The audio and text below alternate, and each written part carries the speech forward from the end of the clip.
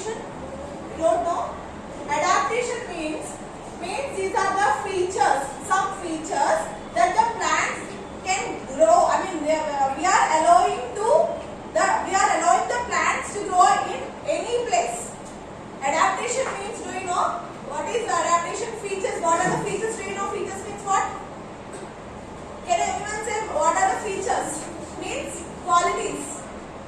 Yes, adaptation means what are the features that the plant are allowing in some growing in some place, mean in a particular place or a habitat. Means some plants are growing in hot places, some plants are growing in cool places. Yes. So, hey, what? Do you understand? So adaptation means what?